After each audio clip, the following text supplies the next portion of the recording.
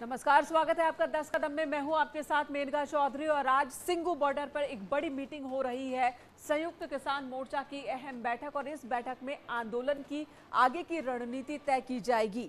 आपको बता दें, केंद्र सरकार ने तीनों कृषि सुधार कानून वापस ले लिए हैं, लेकिन फिर भी किसान एमएसपी गारंटी समेत अपनी कई मांगों को लेकर दिल्ली बॉर्डर पर डटे हुए हैं। और आगे क्या रणनीति होगी, किसान आंदोलन किस रूप में आगे बढ़ेगा, इसे लेकर आज एक बहुत बड़ी मीटिंग हो रही है। संयुक्त किसान मोर्चा की ये मीटिंग, जहां पर देखिए बड़ी संख्या में सिंगू बॉर्डर पर किसान अलग अलग संगठनों के मौजूद है, पहुंच चुके हैं और किसान नेता भी मौजूद हैं। राकेश टिकैत को भी आप देख रहे हैं। आंदोलन के आगे की रणनीति पर आज होनी है चर्चा। 4 दिसंबर वो ऐसी तारीख है जिसका इंतजार ना सिर्फ किसान बल्कि सरकार को भी है, क्योंकि आज एक अहम बैठक होनी है किसानों की और उसके बाद क्या कुछ निकल कर आता है उससे ही आंदोलन की अगली रणनीति तय होगी। किसान नेता राकेश टिकैत मेरे साथ, उनसे जानेंगे और बात करेंगे। सर, 4 तारीख बेहद ही अहम दिन। अहम दिन है, प्रेस वालों ने बना रखा है अहम दिन तो, क्योंकि वाले भी तो आपके साथ ही है 1 साल से। 8 दिन से चला रहे 8 दिन से चला रहे भाई, यही जवाब देंगे शाम को। अभी अभी चलेगा ये, प्रेस का भी बड़ा महत्व रहता है। और आज मीटिंग है, एक बातचीत कल शुरू हुई है, हरियाणा सरकार से शुरू हुई है, तो भारत सरकार के कहने पे हुई होगी। और वे लोग भी आएंगे, वे बताएंगे कि क्या क्या कल उन सीएम से बातचीत हुई। मुकदमा निकलेगा। अब दौर शुरू हुआ है बातचीत का, तो निकलना चाहिए। पहली बार आपने कहा है कि निकलेगा। नहीं, हम तो कह रहे हैं कि निकलना चाहिए। हम तो इस उसमें है कि ये समाधान की तरफ जा रहा है, तो समाधान की तरफ ही जाए। पहले भी कहता है था कि वार्ता से ही हल निकलने वाला है। हल निकलेगा, और कहीं महीने में शुरू करेंगे तो जब निकल जाएगा। बैठक के बाद ही अगली।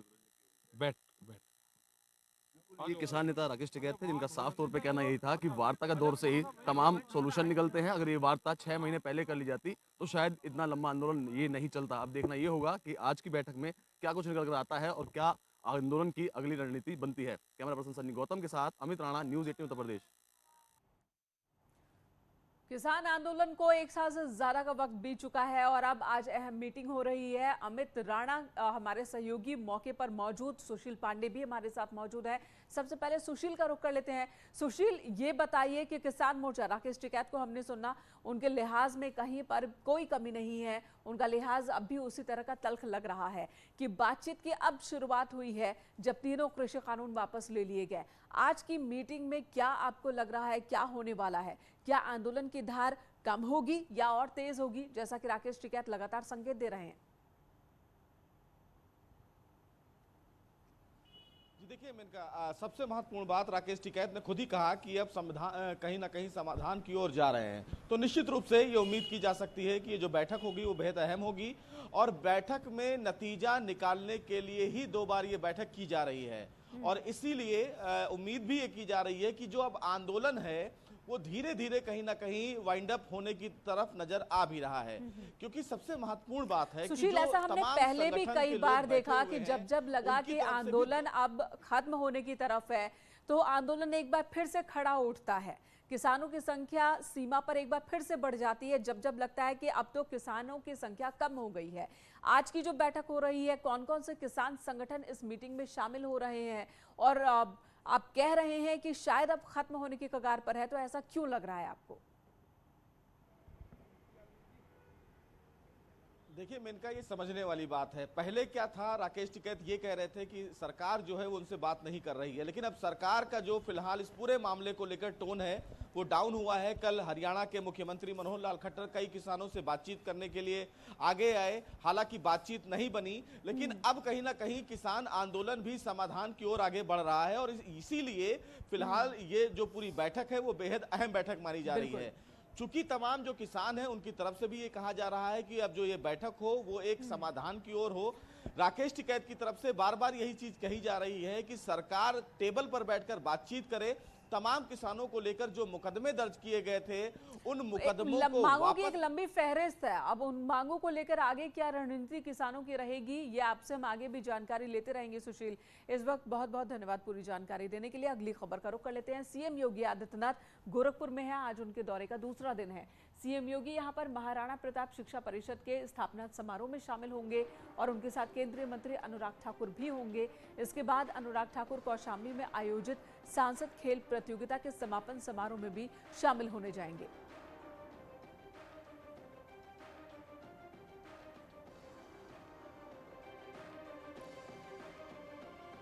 तो आज ये तस्वीर आप देख रहे हैं जहां पर तैयारियां हो चुकी हैं, ये बच्चे भी पहुंच चुके हैं और इसी कार्यक्रम में शामिल होना है सीएम योगी आदित्यनाथ को। अनुराग ठाकुर केंद्रीय मंत्री वो भी इस कार्यक्रम में रहेंगे और समारोह स्थल की तस्वीरें न्यूज़ 18 पर इस वक्त आप देख रहे हैं।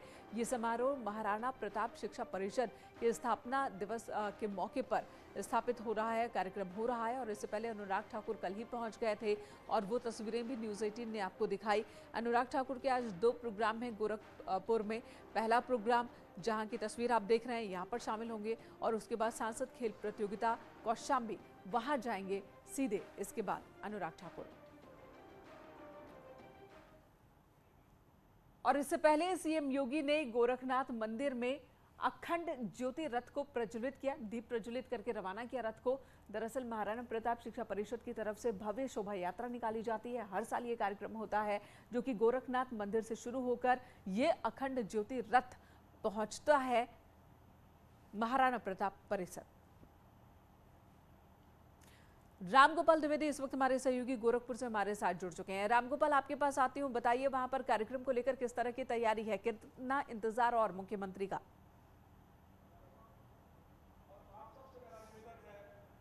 बिल्कुल, अपडेट यह है कि मुख्यमंत्री योगी आदित्यनाथ और केंद्रीय मंत्री अनुराग ठाकुर इस वक्त महाराणा शिक्षा परिषद के इस प्रांगण में पहुंच चुके हैं और ठीक जहां मैं खड़ा हूं इसके ठीक पीछे जो मंच बना है वहां पे उनका गार्ड ऑफ ऑनर उनको दिया जा रहा है और इस वक्त वो गार्ड ऑफ ऑनर के बाद वहां सलामी ले रहे हैं, परिचय ले रहे हैं और इसके बाद वो यहाँ पे आएंगे। यानी कि अब से कुछ ही देर में वो यहाँ पे आएंगे और यहाँ पे आने के बाद जो झांकी लगी हुई है उसको वो देखेंगे, उसकी गार्ड ऑफ यहाँ पे सलामी लेंगे। आपको पता है 1932 में पूर्वांचल में शिक्षा की अलग जगाने के लिए जो है महाराणा शिक्षा परिषद की स्थापना महंत दिग्विजय नाथ यानी कि जो मौजूदा मुख्यमंत्री हैं योगी आदित्यनाथ, उनके दादा गुरु ने महाराणा शिक्षा परिषद की स्थापना की थी और तब उन्होंने एक कॉलेज की स्थापना की थी और उसके बाद जो उन्होंने नींव रखी थी 1932 में, वो नींव आज कितनी बड़ी भव्य इमारत में तब्दील हो गई है उसकी गवाही आज का ये प्रांगण दे रहा है। तस्वीरों में अगर देख रहे होंगे तो आपको अनुराग ठाकुर और मुख्यमंत्री योगी आदित्यनाथ दिख रहे हैं और इस वक्त अब वो धीरे धीरे जो है अब जहां मैं खड़ा हूं मैदान की तरफ वहां की तरफ आ रहे हैं और अब वो यहाँ पे आएंगे और यहीं पे जो है महाराणा शिक्षा परिषद के जो बच्चे हैं जो हैं वो यहाँ से एक भव्य परेड निकालेंगे और भव्य परेड निकालने के बाद जो है वो यहाँ पे सलामी लेंगे। करीब 3 किलोमीटर की ये यात्रा चलेगी। अभी मुख्यमंत्री वहाँ पे गार्ड ऑफ ऑनर दे रहे हैं, सलामी दे रहे हैं और अब मैं आपको अंदर की कुछ तस्वीरें और दिखाऊं कि किस तरीके से जो है यहाँ पे जो बच्चे हैं वो खड़े हुए हैं, बने हुए हैं, सजे हुए हैं। महाराणा शिक्षा परिषद के जितने भी यहाँ पे विद्यालय हैं, चाहे इंटर कॉलेज हो, डिग्री कॉलेज हो, विश्वविद्यालय हो, उन सारे छात्र विद्यालय यहाँ पे आए हैं और इस बार महाराणा प्रताप शिक्षा परिषद के जो सबसे बड़ी बात है कि इस बार महाराणा शिक्षा परिषद को विश्वविद्यालय भी मिल गया। पिछले दिनों जो है राष्ट्रपति ने उस विश्वविद्यालय का लोकार्पण किया था। अब वाकई ये वक्त जो है ये पल जो है स्टूडेंट्स के लिए खासकर बहुत ही उत्साहवर्धक पल है और यहाँ पर देखिए जो स्टूडेंट्स ने तैयारी की है, जो सांस्कृतिक कार्यक्रम होने हैं उसे लेकर के भी तैयार यहाँ पर सारे छात्र नजर आ रहे हैं महाराणा प्रताप शिक्षा परिषद के और सीएम योगी आदित्यनाथ भी इस परिसर में मौजूद हैं, अनुराग ठाकुर मौजूद हैं। रामगोपाल, आप तस्वीरों में दिखाए कि मुख्यमंत्री इस वक्त कहाँ पर हैं और कौन सी प्रक्रिया, कौन सा प्रोग्राम का हिस्सा यहाँ चल रहा है? और ये सीधी तस्वीर गोरखपुर से इस वक्त नजर आ रही है। महाराणा प्रताप शिक्षा परिषद स्थापना दिवस के मौके पर भव्य प्रोग्राम का आयोजन और यहाँ पर देखिए सीएम खुद मौजूद हैं और उनके साथ अनुराग ठाकुर हैं, केंद्रीय मंत्री और पगड़ी पहनकर अनुराग ठाकुर यहाँ पर पहुंचे हैं भव्य कार्यक्रम का आयोजन किया जा रहा है और परिषद के स्कूल कॉलेज के तमाम छात्र यहां पर मौजूद हैं। उत्साह बढ़ाने वाला ये पल छात्रों के लिए भी है। छात्रों ने भी बहुत मेहनत के साथ तैयारी की है आज के प्रोग्राम के लिए, आज के कार्यक्रम के लिए। धुन की आवाज आपको, बैंड के धुन की आवाज आपको सुनाई दे रही होगी। हमारे सहयोगी रामगोपाल भी लगातार यहां से मौजूद है और जो तस्वीरें हम तक पहुंचा रहे हैं। और ये देखिए अनुराग ठाकुर जो कि झंडा फहराते हुए यहां नजर आ रहे हैं।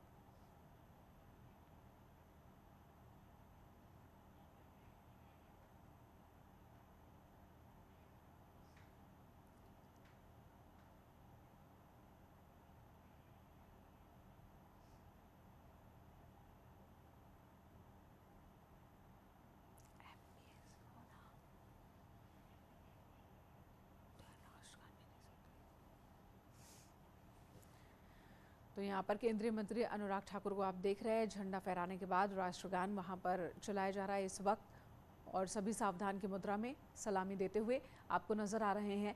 महाराणा प्रताप शिक्षा परिषद का जो इतिहास है, हमारे सहयोगी रामगोपाल ने बताया कि भव्य इतिहास है और बड़ी संख्या में छात्र इस परिषद से जुड़े हुए हैं और आज स्थापना दिवस के मौके पर भव्य कार्यक्रम का आयोजन और कुछ वक्त पहले ही विश्वविद्यालय भी महाराणा प्रताप शिक्षा परिषद को अपना मिला और इसी के साथ ही जो छात्रों की संख्या है उसमें भी इजाफा लगातार देखने को मिल रहा है। सीएम योगी आदित्यनाथ जो कि अब मंच पर पहुंच चुके हैं, मंच पर मौजूद हैं और उनका स्वागत किया जा रहा है। मंच पर एक बार फिर केंद्रीय मंत्री अनुराग ठाकुर, उनका भी स्वागत किया जा रहा है मंच पर एक बार फिर और मंच पर मौजूद है। रामगोपाल, ये बताएं कितने देर का ये कार्यक्रम है और कार्यक्रम में क्या क्या होना है?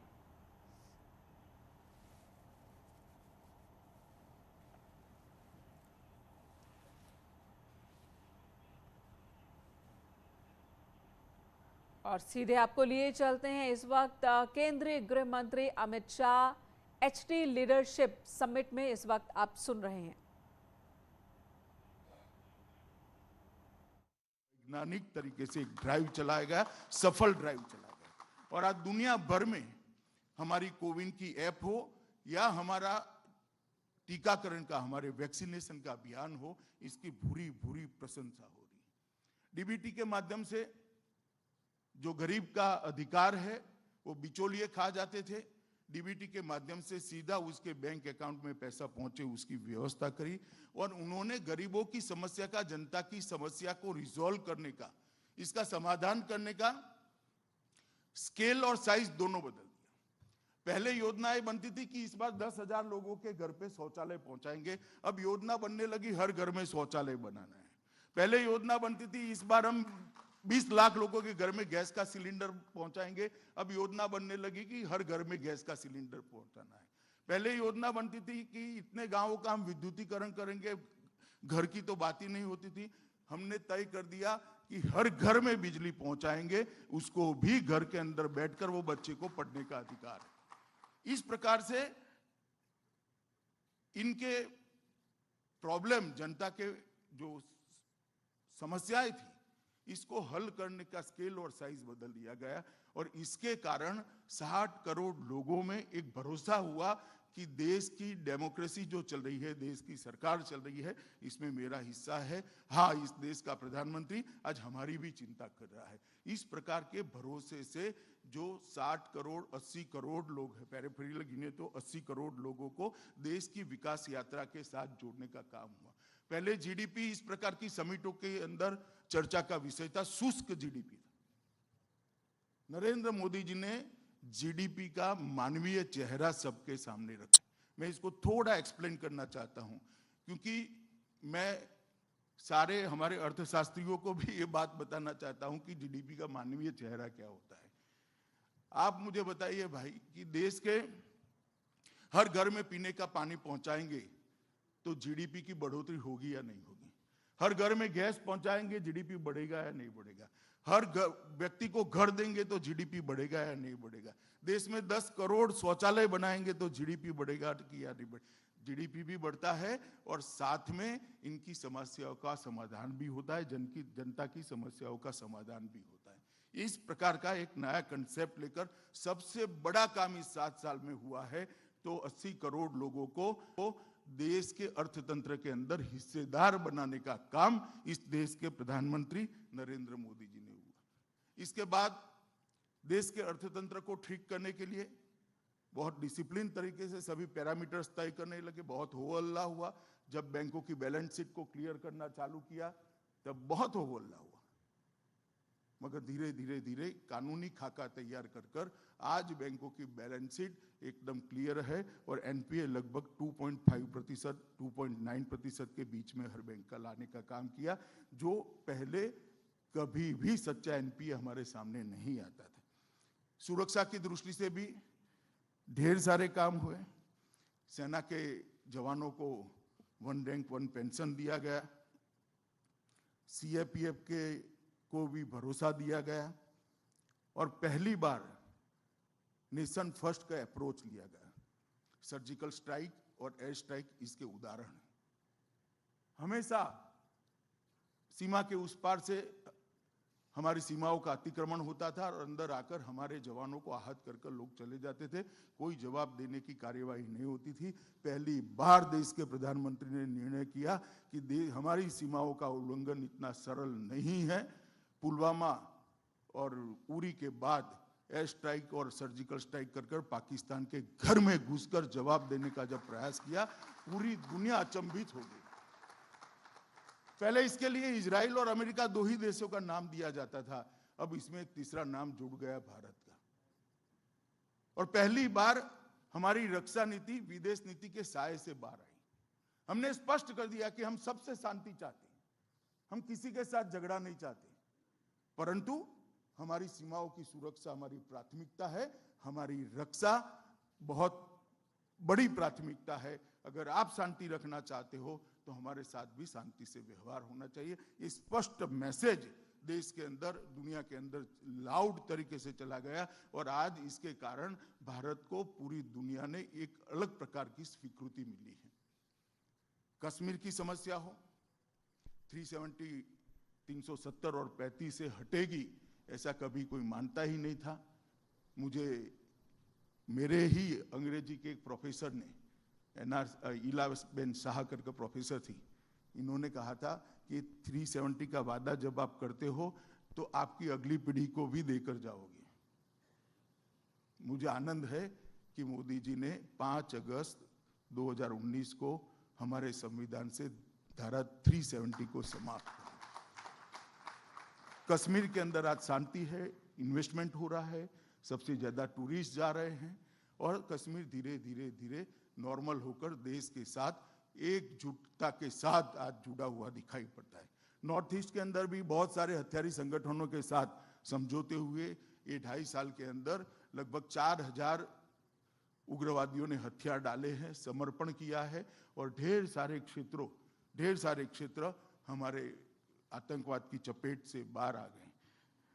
वामपंथी उग्रवाद का, नक्सलवाद का जहां तक सवाल है, नक्सलवाद जब से शुरू हुआ तब से आज तक सबसे कम हिंसा ये 7 सालों के अंदर हुई और सातत्यपूर्ण तरीके से धीरे धीरे नीचे जा रही है। आत्मनिर्भर भारत के नारे के इस पर मैं बाद में बात करूंगा।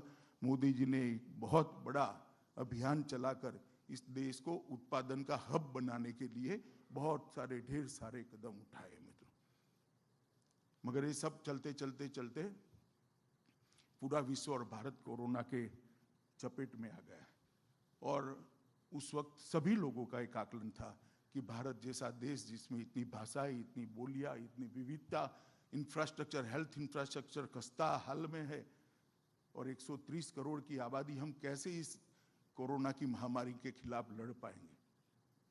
परंतु आज जब पीछे मुड़कर देखते हैं, कोरोना जी समाप्त नहीं हुआ है, मगर एक बहुत बड़ी लड़ाई के एक हिस्से से हम सफलतापूर्वक बाहर आए, मुझे कहने में कोई आपत्ति नहीं है।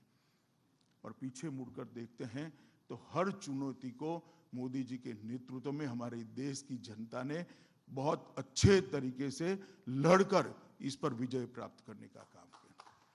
आज जो लोग मजाक उड़ाते थे दिया जलाने का, घंटी बजाने का, जो लोग मजाक उड़ाते थे मास्क पहनने का, आज वो सब चुप है, क्योंकि कोरोना के खिलाफ हमारी जो लड़ाई थी उसके सामने लड़ाई में हमारी सफलता का मुख्य कारण है विश्व भर में कोरोना के खिलाफ सरकारें लड़ी और भारत के अंदर कोरोना के खिलाफ केंद्र सरकार तो लड़ी ही लड़ी, राज्य सरकारें भी लड़ी और साथ में 130 करोड़ की जनता को भी कोरोना के खिलाफ लड़ने के लिए मोदी जी ने एकजुट किया।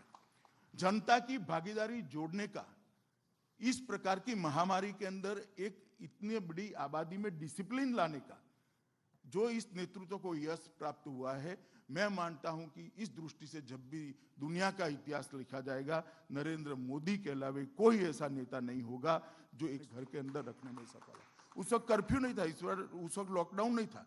उन्होंने कहा था आप स्वयं शिस्त से ही अपने घर में रहिए और पूरा देश रहा था। मैंने लाल बहादुर शास्त्री जी के बाद हमारे देश के इतिहास में किसी प्रधानमंत्री के शब्द को देश इतना सम्मान दे कभी नहीं देखा है। मेरे लिए आनंद का विषय है कि वो नरेंद्र मोदी जी के हुए। मित्रों, मगर जब कोरोना आया तो कोरोना के खिलाफ ढेर सारी लड़ाई लड़ने के लिए हमने अनेक प्रकार के काम किए। इसकी बहुत डिटेल में मैं नहीं जाना चाहता, मैं सिर्फ ऑक्सीजन की बात बताना चाहता हूँ। साइमल्टेनियसली हेल्थ इंफ्रास्ट्रक्चर भी खड़ा हुआ है, ऑनलाइन ट्रेनिंग की व्यवस्था की गई, पेपर लिखने वाले बच्चों के पेपर्स में से, डॉक्टर के पेपर्स में से सारी चीज़ों को जिस्ट बनाकर हर रोज देश के अंतिम गांव तक भेजना जाता था।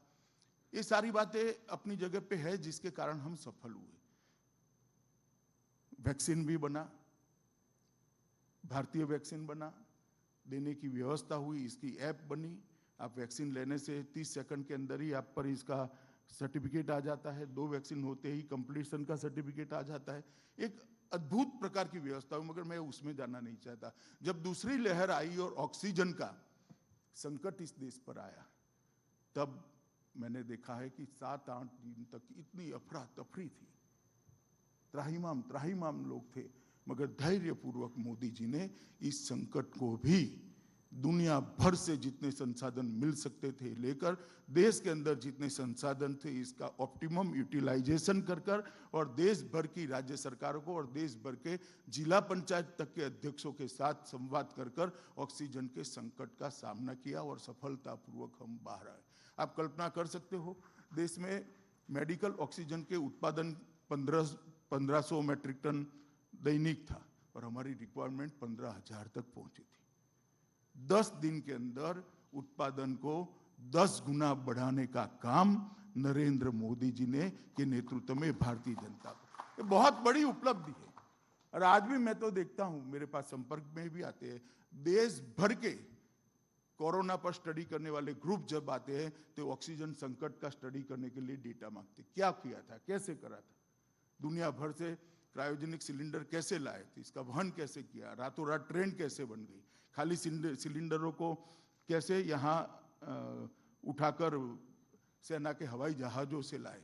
वो सिलेंडर थे वो ब्रिटिश स्टैंडर्ड के थे, हमारी परिवहन व्यवस्था ऑक्सीजन की इंडियन स्टैंडर्ड की थी। दोनों के बीच में आपने कैसे मेल मिलाप कराए, नाइट्रोजन से भले सिलेंडर थे, इसको 2 दिन के अंदर कैसे आपने साफ किया, सारी चीजें वो पूछ रहे हैं और इसका डॉक्यूमेंटेशन भी कर रहे हैं। मैं इसलिए बता रहा हूं कि एक नेता संवेदनशील होता है, एक नेता क्षमतावान होता है, एक नेता धैर्यवान होता है, एक नेता सबको साथ लेकर चलने वाला होता है, तो किस प्रकार के चमत्कार होते हैं उसका उदाहरण हमारा ऑक्सीजन संकट के वक्त भारत की घोषणा थी, भारत का सफलता है।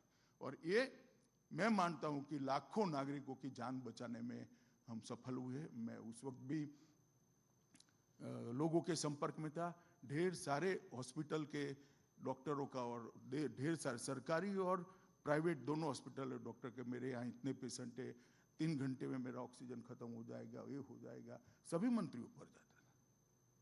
परंतु ईश्वर कृपा से और मोदी जी के सजग नेतृत्व के कारण आज हम इसमें से बाहर आए। मित्रों, उसी वक्त जब पूरी दुनिया कोरोना से लड़ रही थी, मोदी जी ने उस वक्त उस समय का उपयोग एक अलग तरीके से भी किया। उन्होंने उस वक्त भारत के अर्थतंत्र को कोरोना के बाद अगर गति देनी है तो क्या नीति विषयक सुधार करना जरूरी है। देश में उत्पादन बढ़ाने के लिए उत्पादक इस देश में फैक्ट्री लगाए, इसके लिए अनुकूल माहौल बनाने के लिए क्या जरूरी है, ये सारे डिपार्टमेंट से जुड़ी हुई छोटी छोटी चीजों को उन्होंने एकत्रित कर इसके रिफॉर्म की, इसकी नीतिगत फैसले लेने की प्रक्रिया करी।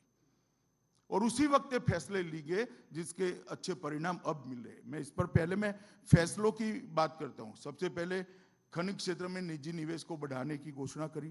कैप्टिव और नॉट कैप्टिव खानों के बीच में जो डिफरेंस था वो समाप्त कर दिया। आप देख रहे हैं न्यूज़ 18 उत्तर प्रदेश उत्तराखंड।